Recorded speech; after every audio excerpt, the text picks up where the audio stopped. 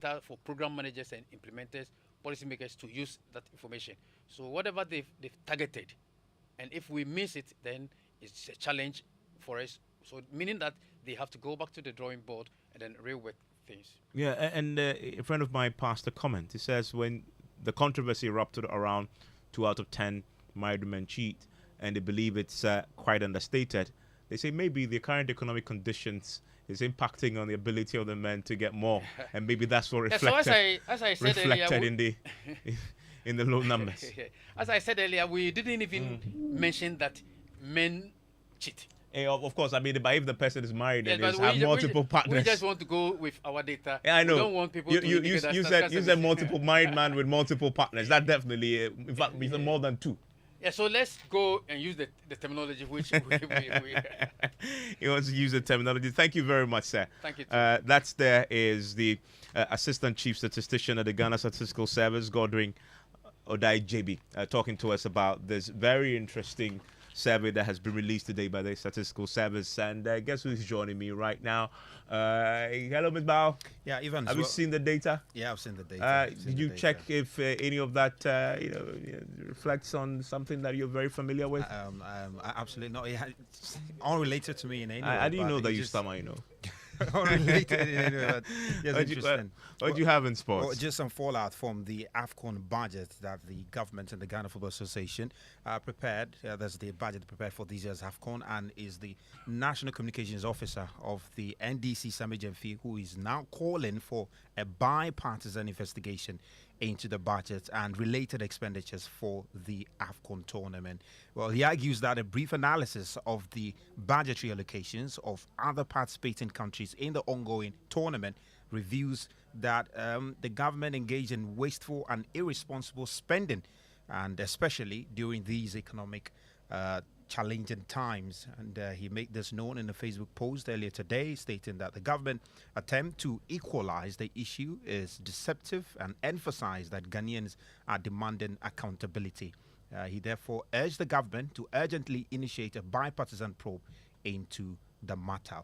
Well, let's just stay on football, because Ghana has emerged as the seventh country to transfer the most players as contained in the latest FIFA Global Transfer Report.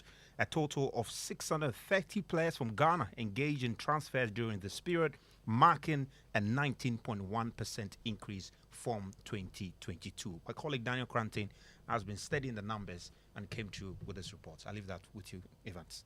A total of 630 Ghanaian players were involved in transfers over the period, representing a 19.1% increase from 2022. The top 10 nationalities in terms of the total number of transfers in 2023 saw Ghana and Nigeria emerge as the only two African countries represented in that bracket. While the two West African countries made the top 10 in terms of the number of transfers, the top 10 spots in terms of spending were still held exclusively by nationalities from South America and Europe. Transfers involving Ghanaian players rigged in $162.9 million, ranking 20th overall, with Nigeria ranking higher in 15th place, raking $189.1 million. Kudus Mohamed's high-profile transfer from Ajax to West Ham United for $48 million represented a huge chunk of Ghana's overall figure. Ghana also saw a 36.8% increase on transfers in women's football, ranking 8th overall with a total of 52 players involved in transfers.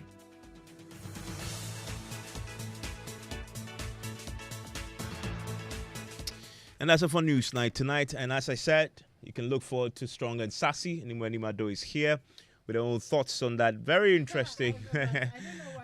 Very interesting. To rope me into... And you were making a point. I was? What point was I making? You were siding with those who say, well, 2 out of 10, it's... I was surprised that 2 out of 10 women would admit... 2 out of 10, well, in the case, the men, that's men. Okay, that's the men, yeah. 2 out of 10. Well, 2, yeah, of course. I mean, we all feel like it's You feel. like it's why? not Why do you a feel? true reflection of the situation. I mean, because if you are sitting with a group of boys, let's say 40 of them, like Charlie, 36 of them gets Gale. You know, so it seems a bit, but anyway, I don't know what to make of it. I guess also there's the fact that, they can only gather data based on who actually admits. Yeah. But what do you make of this, though? 4% of married women in Ghana cheat. Is that too understated? It's way, way understated. The thing is, and the thing with cheating as well is that I feel like men are more allowed to publicly admit to cheating. It's almost like a badge of, like, yeah, I be guy. You know what I mean? But when a woman does, I mean, obviously, then in this society, actually everywhere, then you're a bad person or you're not a good woman. So it will definitely be, less women actually saying that they are cheating. But when you have conversations with like women on the street, Charlie, like, yeah, it happens, huh? It's Okay, so where will you put it? For women, Anecdotally, yeah. 4%. Oh, I would put it at least about maybe 45. Woo! Yeah. That's a lot. Which is about 4 out of 10, or even maybe 5 out of 10. And the men? Oh, as for the men, dear, like maybe 8. I think the men maybe 8 out of 10. Even the Bible says, "Who can find a faithful man?" So yeah. Preach on, sister.